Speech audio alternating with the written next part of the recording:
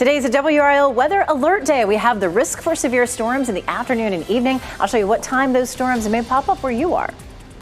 A big change could be coming to the way American women can get birth control. The concerns the FDA is weighing as it considers making the pill available over the counter. We'll get an update today on the status of some major roadwork projects in Raleigh, the status of improvements that have been years in the making.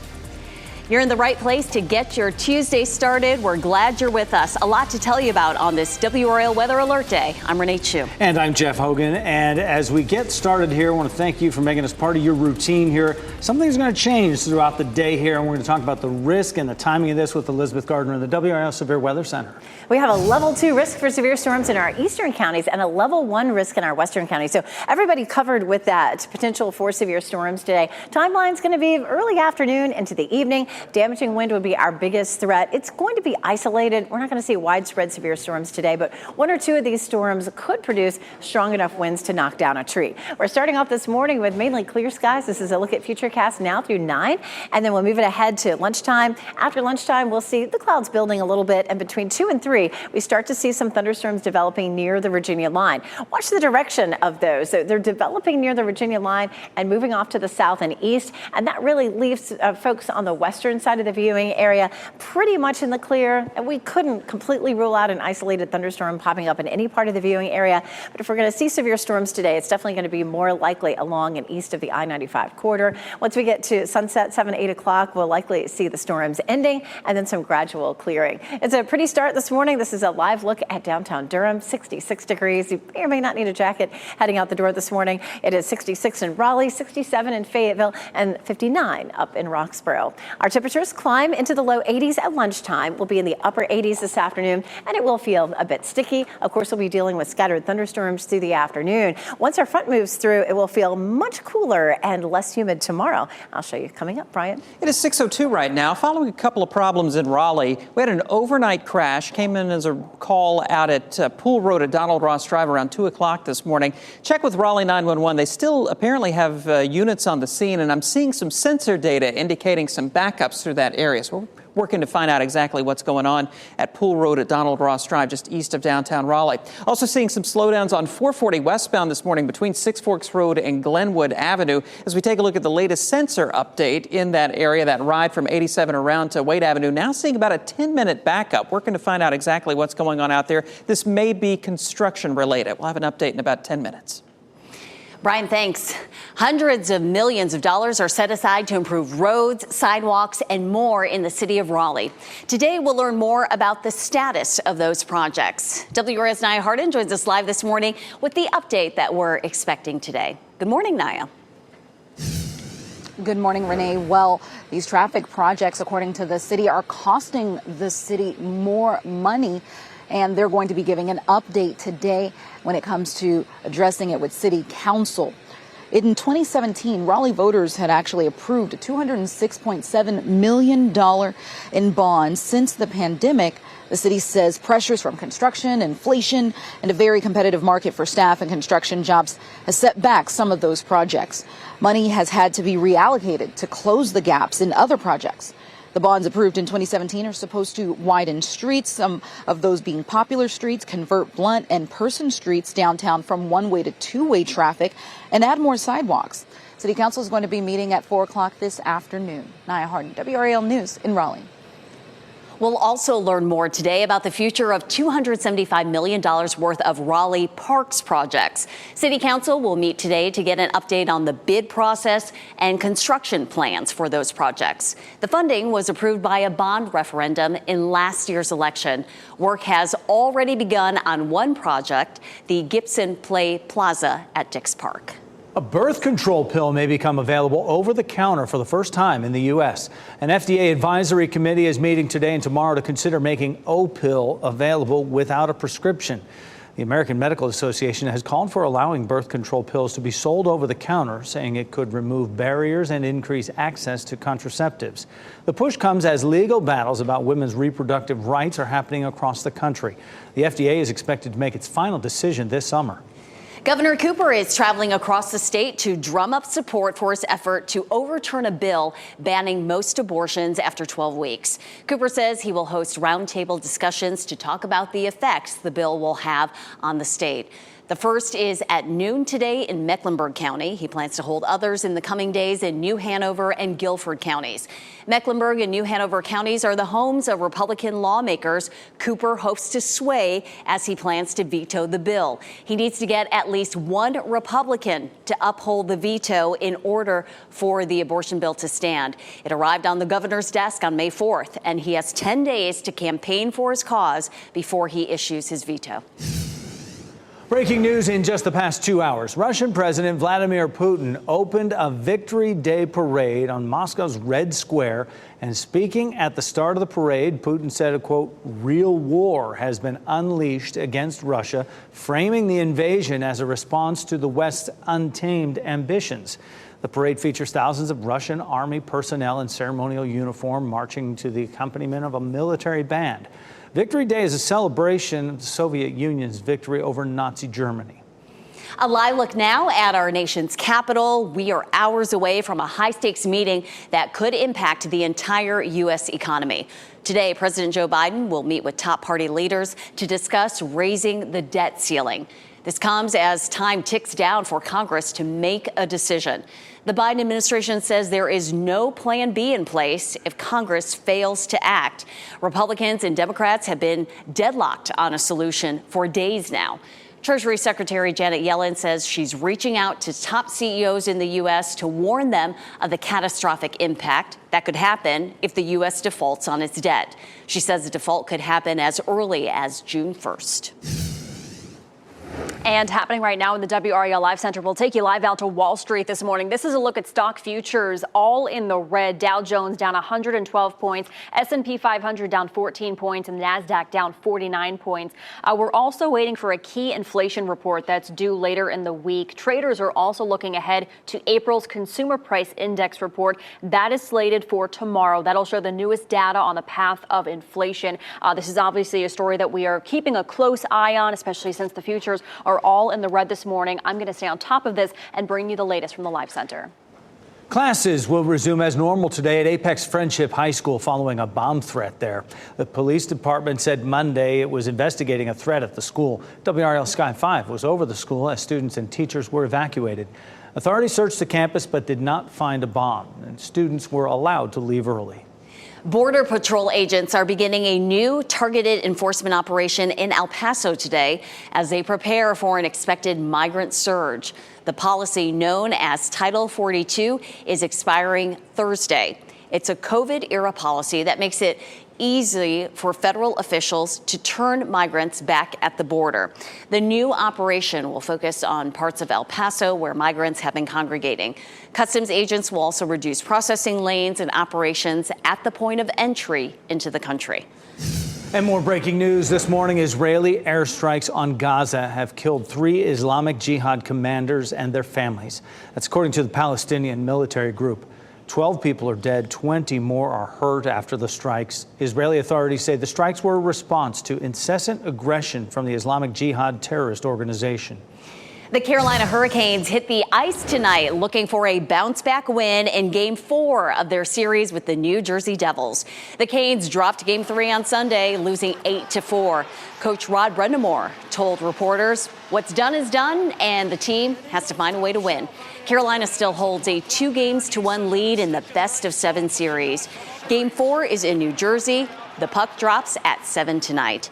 WRAL's Casey Hintz is also in New Jersey with the Canes. She'll have live reports from the Prudential Center before and after tonight's game. 6:09 as we get your Tuesday started. Dozens of high school seniors are getting an early start on their teaching careers. The program that's helping them address the teacher shortage in Wake County. And I'm Ken Smith, fresh off his trip to his father's coronation. Prince Harry's ghostwriter of his memoir Spare is revealing what it was really like to work with the Duke of Sussex. And today is a WRAL weather alert day with a chance of some strong thunderstorms this afternoon. After that, we have some pretty weather in our forecast. I'll show you what to expect coming up. As you get into your car, tune to WRAL News Plus on your radio. In Raleigh on 99.3 FM. In Durham, 96.5 FM. And everywhere on 101.5 HD3.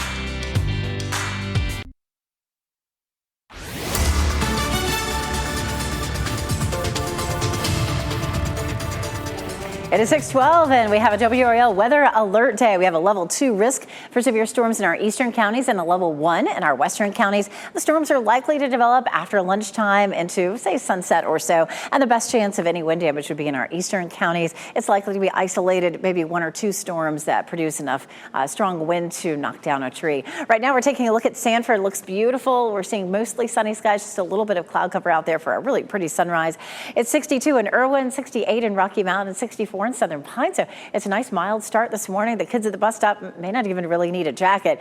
Definitely a shorts and t-shirts kind of day with temperatures climbing into the upper 80s as the kids are getting off the bus. At that point, though, there could be some scattered storms. Brian? 6:13 right now as we take a look at traffic this morning, and we're picking up some delays on the east side of Raleigh at Pool Road at Donald Ross Drive. Looks like we had an overnight crash, and there may still be some activity out there. We are seeing some backup showing up on Pool Road. Also still watching those delays on 440 westbound. I think this is overnight construction between Six Forks Road and Glenwood Avenue, part of that repaving project. You can see some slow traffic there, especially beginning right around that Lassiter Mill Road bridge heading out toward Glenwood Avenue. We are measuring a 12-minute delay right now, working to get some more details about it and sending Sky 5 to get a view of those backups. Renee. Thanks for that update, Brian. We are learning more this morning about millions of dollars that could be set aside to help folks in Durham. Less than 24 hours ago, the county manager made her pitch for the county's priorities and needs in next year's budget. The grand total was $889 million, and she wants to increase funding for Durham public schools by more than $10 million. Also, a 3-cent property tax increase. Several more work sessions will take place before the budget is approved on June 12th. The Raleigh Housing Authority says it is still working to get answers and resume operations 6 days now after a cyber attack. The FBI, Secret Service, and National Guard are all investigating. Raleigh Housing says its computers were hacked by a ransomware attack last Thursday. Right now, tenants are still unable to make payments online, so they have to do it in person. The jury in the civil rape and defamation trial against former President Donald Trump will begin its deliberations this morning. Attorneys from both sides gave their closing arguments yesterday. Writer E. Jean Carroll accuses Trump of raping her in a department store dressing room in the 1990s. She says he later defamed her when she came forward with her story. Trump does not face the possibility of prison time. He could be forced to pay monetary damages if the jury sides with Carroll. Prince Harry's headline-making memoir, Spare, has sold more than 3 million copies since its release earlier this year. This morning, his ghostwriter is revealing what it was like to work with the Duke of Sussex. Things got heated from time to time over creative differences. WRAL's Ken Smith is here with some of the author's revealing impressions of Prince Harry. Ken, so interesting. Yeah, you know, Jeff, you have two strong-willed people working together. Author J.R. Moringer penned an essay about his working relationship with Prince Harry. The two connected back in 2020 and started work on the memoir that we all know now is a huge success. Now, in that essay, as we see Prince Harry at this past weekend's coronation, Moringer pointed to one of those spats that got really heated. They were going back and forth about a quip that Prince Harry made during his military experience. Prince Harry wanted it in the book. Moringer thought it was unnecessary. Moringer writes, jaws were clenched, words were flying, voices were raised.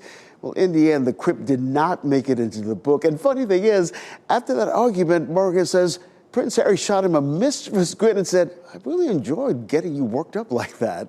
Well, you can read more of this behind-the-scenes working relationship online. We've got the article on WRAL.com. Well, the creative differences aside, Moringer says the two really connected over the years they worked on this book. And Jeff, we know the book is really successful, but it really served to widen that rift between Prince Harry, Prince William, and his father, King Charles III. It's a pretty interesting dynamic when those two get together. The level of trust, you can't even imagine, non-disclosure agreements, anything like that, because you can come out and write whatever you want after that. Thanks, Ken. Dozens of high school seniors in Wake County have jobs lined up as teachers before going to college. More than 30 graduating seniors make up this year's Future Teachers Group. They will each get 4 different week-long professional learning opportunities during summer break in college. One future educator looks forward to entering the profession as others leave due to pandemic burnout, pay, and workload. It's less money, sure, but at the same time, I get to have fun and teach kids and pass on knowledge to them. You'll be making an impact. School leaders launched a program back in 2015 to address the teacher shortages across the system. Speaking of impacts, we have weather impacts for our WRAL Weather Alert Day. Meteorologist Elizabeth Gardner to walk you through what we could see. We have that level 2 risk for severe storms in our eastern counties and the level 1 risk in our western counties. Damaging wind would be our biggest threat out of this system. We're going to walk through the timeline for Futurecast. First of all, this morning it feels fantastic. The kids will want to be out in their shorts and t-shirts. Certainly heading out to the bus this morning. Temperatures are in the mid to upper 60s, and it feels very, very pleasant out there. And then in the afternoon and evening, we'll see that potential for some strong thunderstorms. Then we'll see some gradual clearing tonight. And once our front moves through, we'll see a lovely air mass taking shape for tomorrow. Here's a look at what's going on. We have a cold front that's slipping southward. This front's going to cross the area late this afternoon and evening, and out ahead of it, we're going to have some scattered storms. Along this front, we've had some severe storms overnight last night, especially back into parts of Kentucky. We had some severe thunderstorm warnings there. Notice some thunderstorms starting to make their way into the mountains, and we do currently have some warnings along this line well to our west. A lot of that's going to dive southward and dissipate, and then we'll see around developing with our afternoon heating. Here's how that looks. So we're going to see a few storms developing. Damaging winds are the biggest threat that we would see out of this, but it will be isolated. We have a limiting factor in that we don't have a lot of moisture for this to work with as the front's coming through, so that will limit the amount of storms that we end up seeing. So here's a look at Futurecast. We're looking nice and bright for it today. Beautiful sunrise out there across the viewing area right now.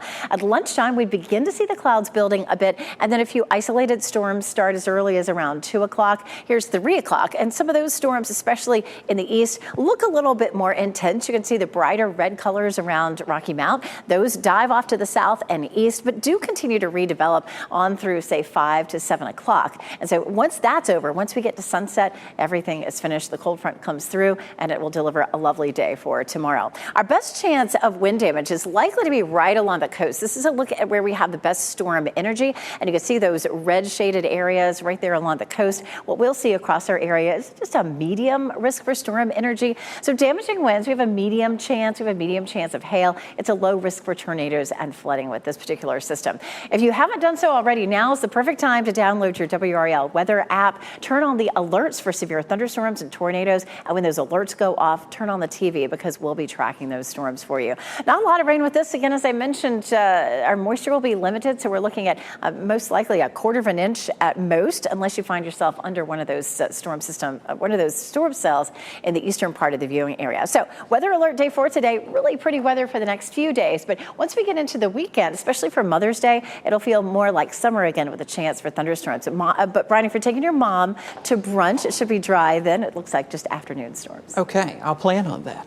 She'll enjoy it. I'm sure she will. Let's take a look at traffic here because they're tracking a couple of problems. Over on Pool Road at Donald Ross Drive, that overnight crash came in as a call about 2 o'clock this morning. Michael Grayson, the WRAL Breaking News Tracker, says that he saw Duke Energy crews working on utility poles out there. So apparently that crash or whatever happened out there is still causing some problems on Pool Road. Allow some extra time as you head just east of downtown Raleigh. Also still tracking some delays on 440 westbound this morning between Six Forks Road and Glenwood Avenue. Looks like this is overnight construction, and it looks like everything clears up once you get to Glenwood, but you're running into about a 10 to 12 minute delay on that westbound side of 440. Again, if you can pick it up from Glenwood Avenue, you'll be on the other side of those backups.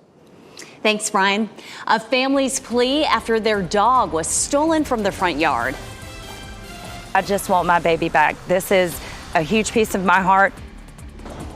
Why they think someone wanted to steal Ruger and the help they're trying to bring him back home. More food trucks may find room to set up shop in Raleigh. The changes city leaders are considering that could open up some more options. This morning on Today, some stores are tightening their rules on returns, making you think twice about making those purchases. What you need to know before bringing your items back to the store. Today airs at 7 right here on WRAL.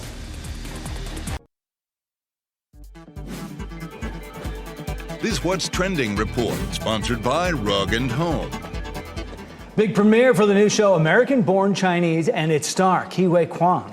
Brian Schrader here now with What's Trending. Brian? The White House hosted a special screening of the show last night. It happened in celebration of Asian American and Pacific Islander Heritage Month. Quan spoke during the event, calling the White House a monument to a country that opened its arms to me once upon a time. The show comes out on Disney Plus later this month.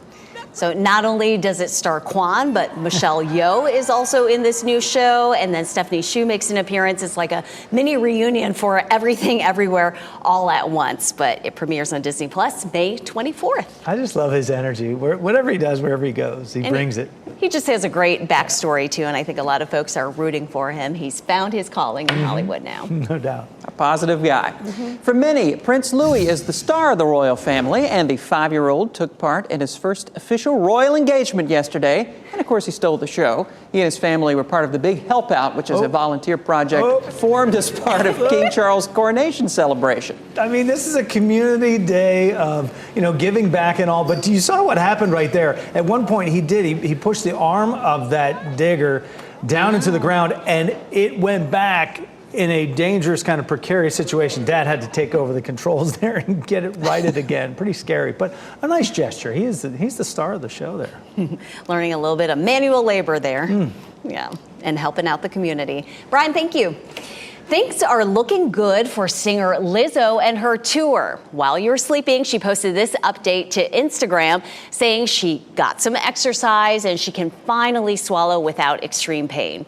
We told you yesterday that Lizzo was diagnosed with strep throat, which forced her to cancel 2 recent shows. She ended her post saying, "It's looking very good, Baltimore." Lizzo is set to perform there tonight, just one day before she will hit the stage in Raleigh. Hopefully that's all good news. You'll soon know the dates and times for Bryce Young and the Carolina Panthers games in the coming season. The NFL plans to release the full schedule for all 32 teams Thursday night. Some special games, including the international games, will be announced before that. Tickets to some of the Panthers' 8 home games will also go on sale Thursday night. Several parks are getting a makeover in Raleigh. Coming up, we'll tell you about the information we're getting on the updates. Birth control pills could soon be available over the counter at your local pharmacy. Just ahead, a look at the next steps in the process to make contraceptives more accessible.